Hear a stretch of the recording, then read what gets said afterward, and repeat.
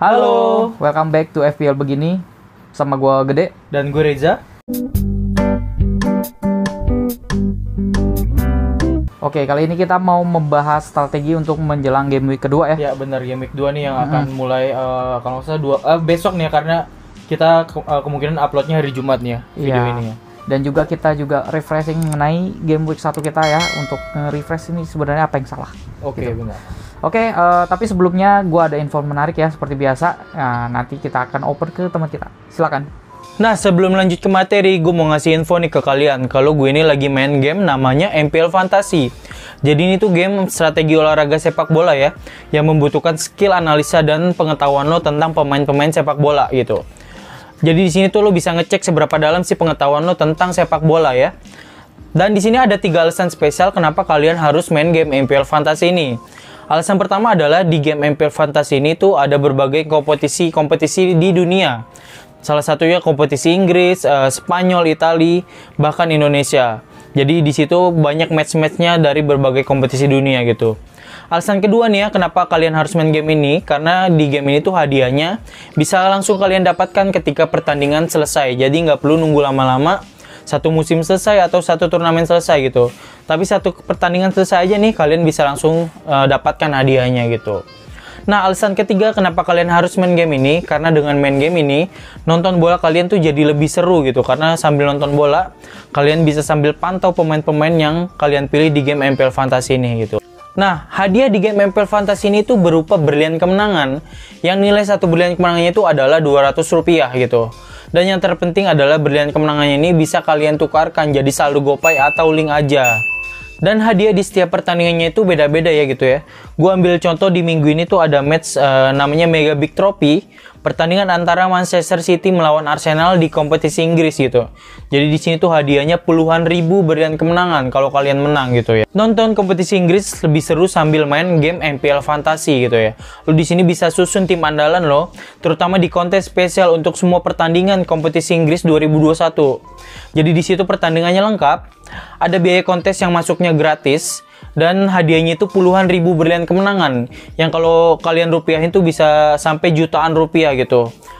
Nah, nonton bola pokoknya jadi lebih seru dengan main game MPL Fantasy gitu. Terutama kalau kalian menang, hadiahnya bisa kalian tukarkan jadi saldo GoPay atau link aja. Ayo buruan download game MPL Fantasy ini. Cara downloadnya di id.mpl.live/fantasy gitu. Nah, atau nanti linknya kita taruh di description box di bawah. Oke, lanjut ke materi. Oke, gimana ya? Padahal teman kita sama aja di sebelah gua. Oke, menarik banget ya kalian kalau misalkan masih penasaran, ikuti step by stepnya. Dan untuk link-link yang diperlukan kita taruh di deskripsi di bawah. Iya benar, oke. Oke, sekarang lanjut ke pembahasannya ya. Iya, kita mulai dari review tim kita di game week 1 deh ya.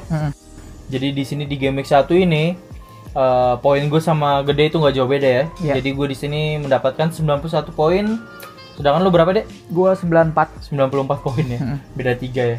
Di sini untuk pemain-pemain yang mendulang poin tuh ada Salah, Bruno sama Antonio sih, itu doang sih di tim gue. Iya, memang pemain-pemain dengan ownership tinggi kemarin itu pada banyak yang menghasilkan. Jadi rata-ratanya juga cukup tinggi ya, banyak yang fresh tinggi. Kalau salah 80 apa 60 ya, lupa gue. Iya, banyak yang family 100, gua aja yang 94 aja dapat overall rank itu 800 ribuan ya. 800 ribuan, sedangkan lu berapa? 1 juta ya? Gue sejuta lebih pokoknya. Sejuta 100 kurang lah ya. Iya, tapi kalau gua pribadi sih gua happy ya dengan angka segitu.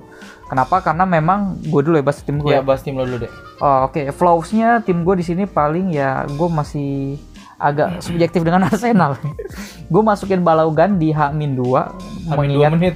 Iya, H-2 menit karena gue baca press conference Auba sama Lacazette skip dulu, katanya diajak skip. Akhirnya Balogun akhirnya Balogun, gue dengan bangga gue masukin Balogun starting beneran. Gue deg-degan tuh starting atau enggak. Starting gue merasa wah mantap. Ternyata main cuma 58 menit 1 poin. Oke. Gue langsung nanti bakal ganti dia nanti ya pasti. Lalu ada dua duet gue nih, Barnes dan juga Buendia. Duo B Barnes Buendia. B aja. Iya, B aja. Ternyata yang B banget si Ben Rahma. Gue nggak ada pemain B itu. lainnya tuh ya. B lainnya. Dan itu sih sama Shaw, gue nggak masalah Shaw karena semua orang punya Shaw, jadi ownership tertinggi di Game Week 1 itu. Iya, jadi memang gue ketolong pemain-pemain yang ownership tinggi juga. Salah, Fernandes, TAA, Antonio, dan paling sedikit diferensial gue dari Wilson yang gue cukup banggain. Cetak gol juga ya kemarin walaupun nggak dapet bonus poin ya. Nggak dapet bonus kalah poin juga kan lawan tapi WSM. Gue cukup happy dengan permainan dia. Gue rasa kedepannya dia bakal cukup krusial untuk si Newcastle. Itu tadi tim lo ya? Iya. Sekarang ke tim gue tadi ya 91 poin, hampir sama sih kalau tadi poinnya tuh dari Bruno sama Salah. Paling di sini ada Townsend ya yang walaupun cuma 5 poin ya oke lah gini buat dikit. Ya harganya cuma 5,5. Iya 5 enggak lah ya 6,5 cuy. 5,5. Oh 5,5. 5,5 tuh murah banget. Oh iya Townsend 5,5 ya dan bermain di Everton dan jadi winger ya. Iya. Itu lumayan kan. Dan di sini back gue juga hampir sama, ada Luke Shaw, Tsimikas dan Lukadin ya, yang cuman Tsimikas doang ya yang clean sheet. Dan paling striker gue tadi Antonio dan Tony yang cuman hasilin 2 poinnya. Jadi sisanya, itu tadi ya tim gue. Sisa main pasaran lah. Sisa main pasaran. Walaupun di tim gue ini walaupun ada 3 pemain premium sih sebenarnya, ada Mane, Salah sama Bruno, tapi Mane lagi ini nih. Lagi ke Mane. Oke, mereview lagi game week sebelumnya. Ini kita sebenarnya nggak penting nih ya, yaitu kita bikin statistik based on satu game week aja.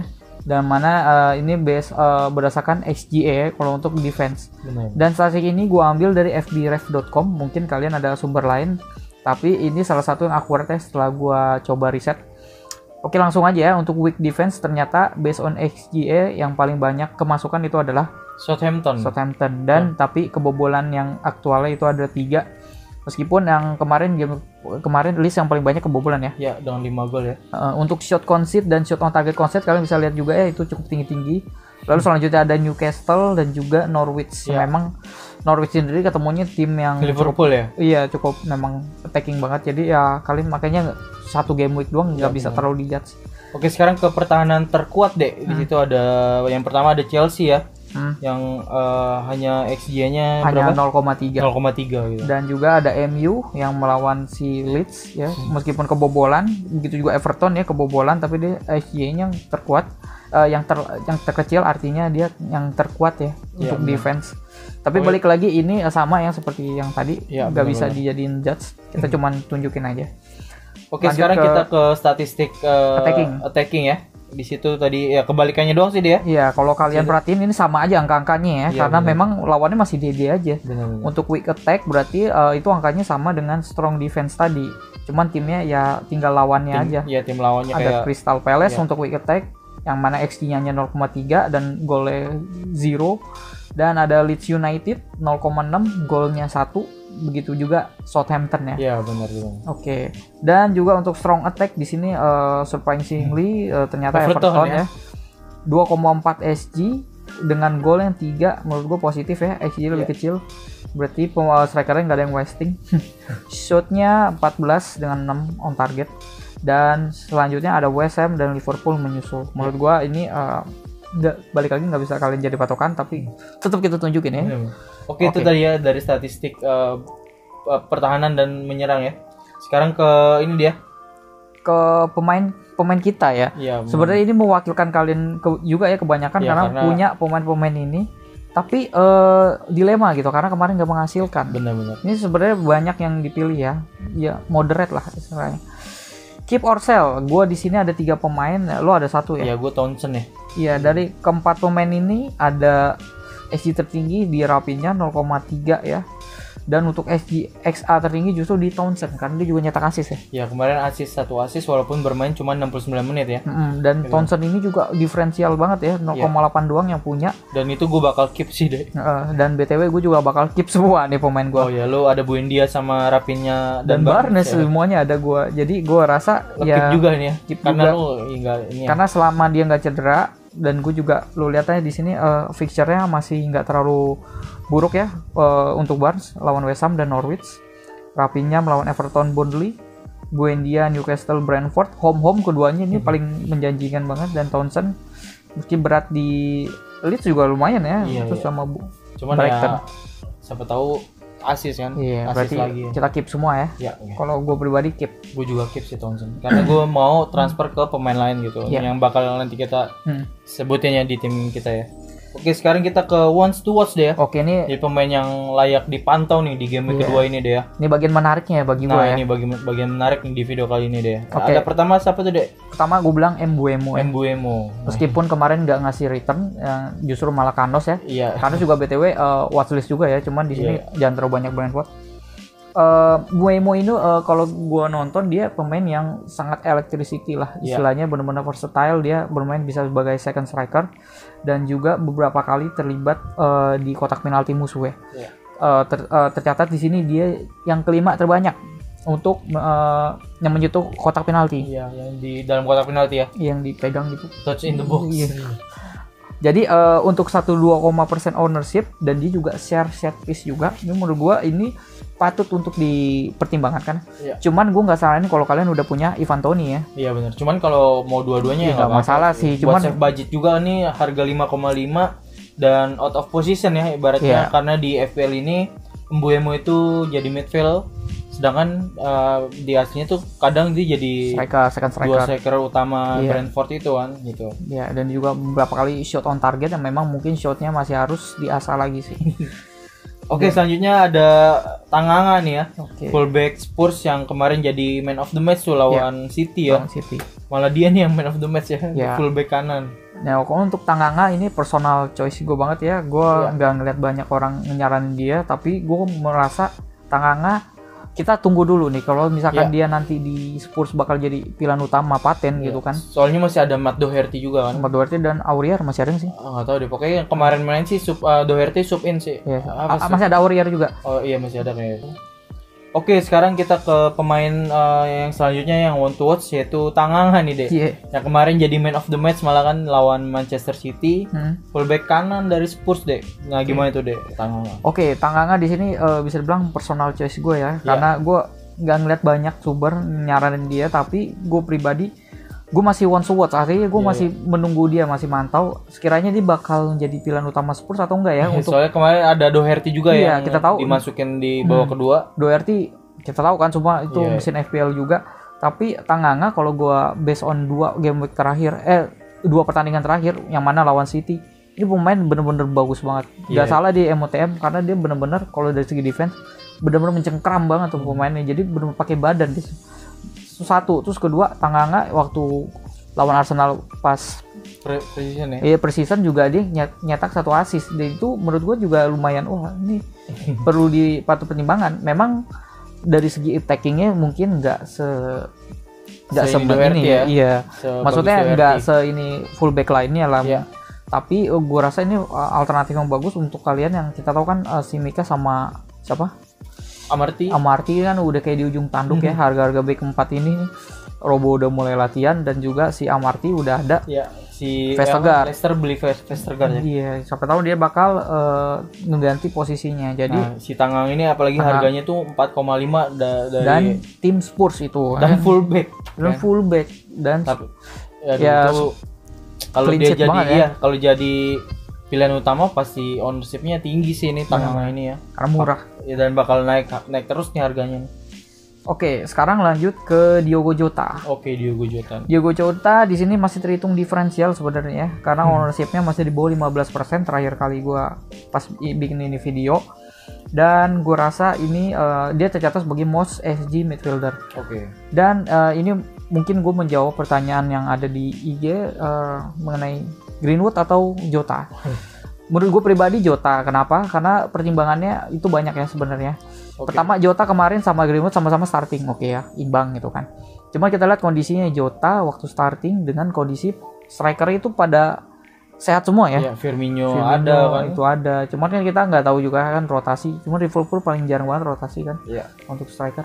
Dan juga kalau Greenwood main kemarin itu karena Cavani nggak ada. Cavani, Rashford cedera. Terus ada si siapa namanya? Sancho. Iya, Sancho masih penyesuaian. Terus juga Lingard yang lagi COVID. Nah, kita nggak tahu kalau misalkan seandainya keempat pemain itu fit, akankah Greenwood bakal di tempat utama dan seluasa sekarang gitu kan. Ditambah kita makanya lo pilih Jota ya dibanding ditambah nanti pas international break si Salah, gue dengar teman-teman di grup gitu kan ngomong kan game week 4 atau berapa gitu ya, International Break. Setelah game week 3 kan. Iya. Itu nanti si Liverpool kayaknya paling dirugikan. Iya, banyak pemain yang bakal telat datang ke Liverpool setelah International Break ya, apalagi di Afrika dan Amerika Latin. Iya, gitu. mungkin nanti ada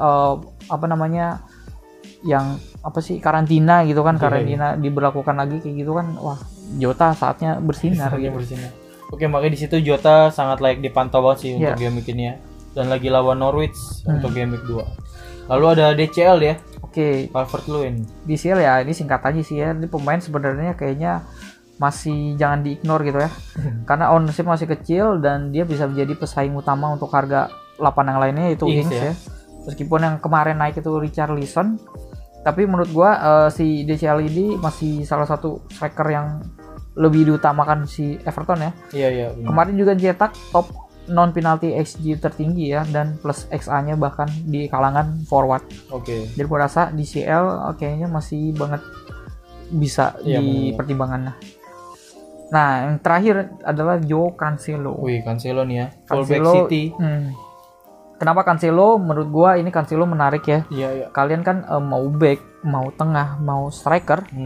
Kalian takut dengan City karena rotasinya. Bener, rotasi. Nah, tapi kiper doang pokoknya yang aman tuh di City. Kipernya juga bisa rotasi sama Walker. Iya. Walker kan juga bisa kiper. Nah, maksud gua di sini Cancelo mungkin salah satu aset Man City yang aman. Kenapa aman ya? Karena gue bisa bilang ya, kita tahu dia juga bahan rotasi. Tapi yang paling kita ngeri dari rotasi itu apa? Ya, masuk di menit akhir ya. Benar. Yaitu dia masuk sebagai pengganti. Yang mana paling menit bermainnya cuma 20 atau 10 menit ya. Iya. Dan berdasarkan statistik musim lalu, si Joao Cancelo ini hanya masuk sebagai pengganti itu cuma sekali. Nah, ya berarti sedangkan yang paling banyak tuh si Foden, Ferran Torres, Fernandinho, Gabriel Jesus gitu-gitulah 11 kali. Yang artinya berarti Cancelo itu kalaupun dirotasi dia nggak bakal main ya di babak kedua gitu. Jadi yang artinya juga itu kalaupun kalian pilih Cancelo nih di line up kalian, itu misalkan dirotasi kalian masih bisa naikin cadangan kalian gitu. Iya, jadi sesimpel itu aja. Kalau misalkan Cancelo kalian pasangnya starting. Tapi kalau nggak main ya kalian siapin bench yang ya bench yang seenggaknya main gitu, kayak Ben White gitu kan, murah gitu kan. Cuman lebih sering starter pasti kan. Pasti lebih sering starter, dan kalau seandainya starter ya kita tahu lah Cancelo pemain attacking minded. Kadang kita ngiranya dia ketukar Mahrez. Dan Man City juga clean sheet-nya tinggi kan. Benar, jadi memang ini ya meskipun harganya 6 ya, kalian bisa pilih yang lain. Cuman preferensi gue bakal mantau dia nanti ya. Seenggaknya gue akan hold transfer buat masukin dia sih. Mengingat back gue ada 2 ampas nanti, si Amarty sama si Mikas yang bakal gak main lagi. Oke, itu tadi ya wants to watch dari kita ya. Yep. Oke, sekarang kita ke pilihan kapten ya. Yo. Pilihan kapten di sini kita 4 pemain, yaitu ada Salah, Bruno, Son, dan Kevin De Bruyne. Iya, ini siapapun ya pemain City, cuman gue dimasukin si Kevin De Bruyne. Oke, captaincy option menurut gue ya memang 4 pemain ini ya, kalau kalian mau tetap stay di jalur di FPL gitu, karena kalian boleh diferensial pemain lain. Cuman kalau untuk kapten saran gue ya tetap ikutin ini ya.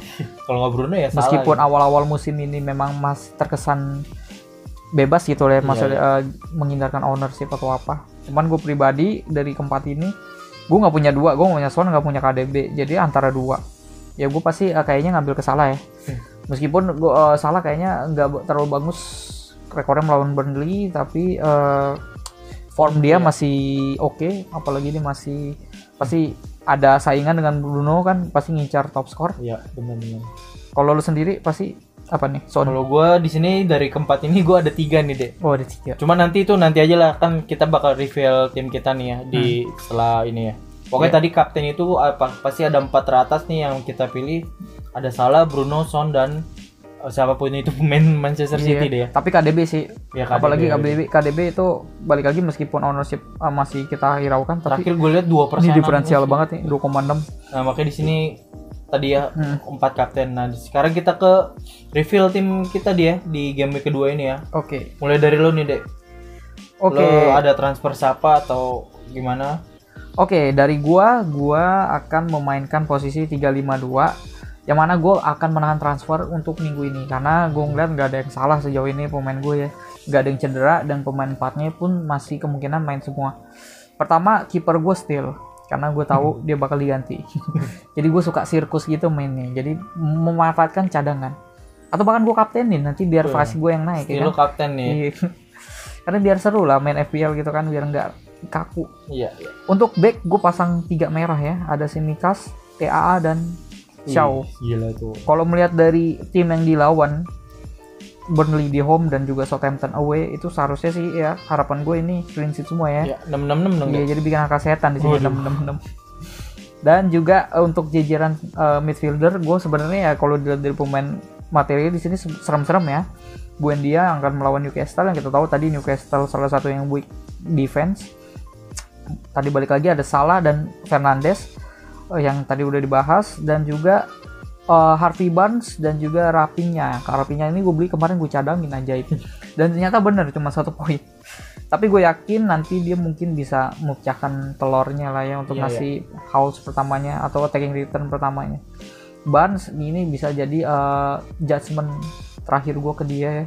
Gue lihat apakah nanti si Leicester akan memainkan posisi dengan 2 striker berubah atau Barnes akan tetap ditarik di cepat-cepat kayak gitu. Gue akan lihat. Mengingat di harga lumayan juga 7 sih. Dan untuk striker stick with Antonio dan juga Wilson. Wilson ini bisa jadi salah satu yang gue optimis ya. Gue meskipun ngeliat dia nggak jadi dapat bonus poin, tapi gue cukup senang dengan permainannya kemarin. Oke, itu tadi ya dari tim lo deh ya. Sekarang ke tim gue nih deh ya. Di sini gue formasinya juga sama kayak Gede, yaitu 3-5-2. Yang mana ini adalah formasi tim gue di game week 1 juga ya. Di kiper dan back gue nggak ada perubahannya, Sanchez. Dan ketiga backnya sama juga kayak game week 1, ada Luke Shaw, Luka Digne sama Tsimikas gitu. Jadi di sini nggak ada perubahan. Dan di gelandangnya di sini gue ada perubahan dari game week 1 karena di sini gue melakukan 2 transfer deh. Yaitu berarti tim gue ini kena pengurangan minus 4 karena melebihi 1 pemainnya. Cukup di sini banget langsung minus. Cukup ya kalau. Nah di sini gue transfer kemarin gue transfer out Madison ya. Di sini gue ganti oleh Ben Rama gitu. Wah. Yang uang. FOMO jangan-jangan nih. Iya benar-benar. Jadi Ben Rama itu ngambil harganya di bawah Madison karena itu buat ini gue juga budget nanti. Jadi di situ gue beli Ben Rama, untungnya sebelum harga naik ya, harga masih 6 kemarin. Tapi duit di banknya 0. Di bench gue masih ada 1 gitu. Oh di harga di bank masih 0. Di bank masih ada 1. Oh ada 1. Ya. Karena Madison gue ganti itu tadi. Ben Rama ya harga 6. Nah di situ tadi gue ganti Madison ke Ben Rama, lalu di situ gue ganti Mane ke KDB gitu. Jadi di midfielder gue ini ada 3 pemain premium yang sangar-sangar lah ibaratnya, ada Salah, Bruno sama KDB. Dan satu lagi midfield gue adalah Townsend ya yang tadi gue sebutin. Nah di situ tadi midfielder gue ya. Sangat berharap banyak banget sih gue ke midfielder gue ini. Iya, karena mahal-mahal nih pemain-pemain. Gue malah agak ngiri sih ngeliat jajaran midfieldnya ya. Iya. Cuman memang depannya. Ya karena gue nggak ada TAA deh. Iya. Karena memang meskipun kayak gini kan banyak orang yang milih juga, jadi kayak Townsend juga sebenarnya underrated ini juga. Gue kalau misalkan wildcard kayaknya gue masukin dia ya. Iya benar. Ya, cuman jadi masih lihat dulu. Iya tadi ya midfielder gue, dan strikernya 2 striker. Pertama sama kayak Gede, Antonio gak bakal gue ganti, dan Ivan Toney karena ya emang striker gue cuma ada 2, satunya itu striker dummy ya, Aubameyang yang gak main. Striker cadangan mati. Ya di situ tadi ya cadangannya tadi ada Target, Amarty sama Aubameyang ya. Dan untuk kapten tadi lo belum sebutin kapten ya tadi ya. Iya Steele. Oh iya Steele ya. Face-nya salah. Face-nya salah, berarti lo salah berarti kan. Kapten gue salah kayaknya. Kalau gue di sini mencoba beda, kapten gue adalah Bruno. Kevin De Bruyne. Oh, Kevin De Bruyne. Kevin De Bruyne. Kevin De Bruyne. Jadi kapten gue ini mencoba beda nih ya, Kevin De Bruyne. Karena kalau gue kapten Bruno atau Salah, kalau gacor ya semuanya gacor deh. Iya, itu sih. Sedangkan kalau Bruno nih ownership-nya masih 2% gue. Iya, benar-benar. Cuman ya emang karena 2% ya karena pada kesalah sama Bruno gitu. Ya, sampai tahu nanti Salah sama Bruno kayak game week 1 ya. Iya, terus De Bruyne jadi pengganti lagi. Enggak, pokoknya gue yakin KDB. Iya, apalagi si Gundogan kabar kan cedera, jadi kayaknya di start. Dan rekor lawan City kan biasa lawan Norwich itu biasanya selalu gol banyak nih City ini. Makanya di situ kita gue kaptenin Kevin De Bruyne. Oke, Oke, itu aja kali ya video kali ini deh. Iya, semoga gak panjang-panjang banget ya. Iya, Kita soalnya kalau ngomong suka lupa waktu. Iya sih. Oke, udah itu aja dari kami. Nanti kalau misalkan ada yang mau didiskusikan bisa tolong di kolom komen ataupun di Instagram kami di fpl.begini ya. Semoga kebanyakan dari kalian cukup relate dan jangan lupa klik tombol like dan juga bagikan ke teman kalian yang sama FPL. Dan yang belum subscribe nih. Yang belum subscribe ya nggak apa-apa, nggak usah. Jangan. Blok. Oke, sampai jumpa di pertemuan selanjutnya. Ya. Salam olahraga. Gile.